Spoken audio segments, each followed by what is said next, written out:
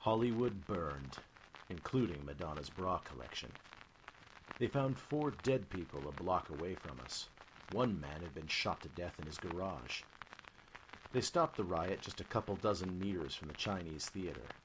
Lots of Hollywood landmarks were reduced to blackened ashes.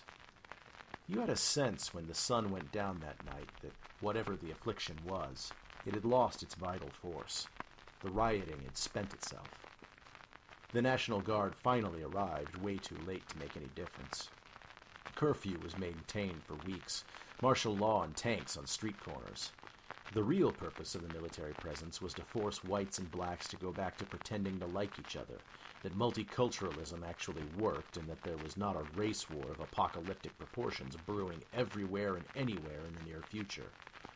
It was all about maintaining appearances. All kinds of repercussions followed, and accusations were hurled as the authority figures meekly emerged from their bunkers and viewed the sheer scale of the destruction that had taken place.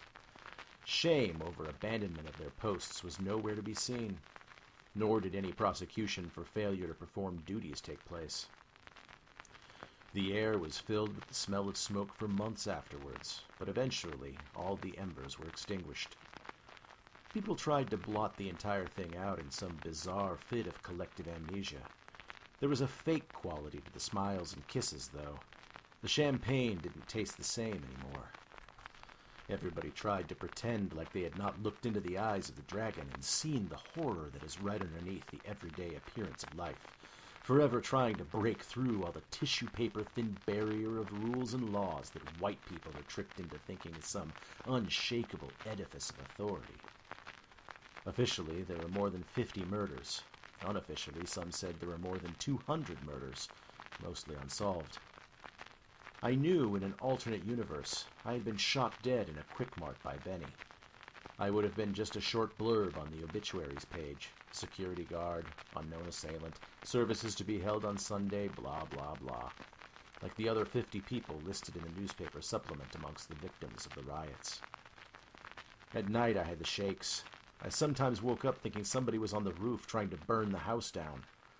I drank a lot of coffee, talked too fast sometimes, looked at people a little too hard when they were talking to me as if I could see their lips moving, but couldn't hear the sounds they were making. I had seen something that I was not going to forget about. Nobody would fool me again. When we went back to eat in Soup Plantation, I kept waiting for the Oracle to wander in with the gash in his head and scream they were coming again. I began to believe that they were coming all the time. If my wife asked what was bothering me, I told her I thought the riots were déjà vu. They woke up a memory in me, not of something that had already happened before, but of something that had yet to happen. I foresaw a riot where the whole world would burn, and the smoke would rise again and blot out the sun forever. I began to see the LA riots as my wake-up call, as a kind of canary in the coal mines. There was a madness in human beings that hid itself in this sheep's clothing and tried to pretend it was under control. It wasn't. The riots in Los Angeles had been the tiniest symptom of this decay that was spreading everywhere.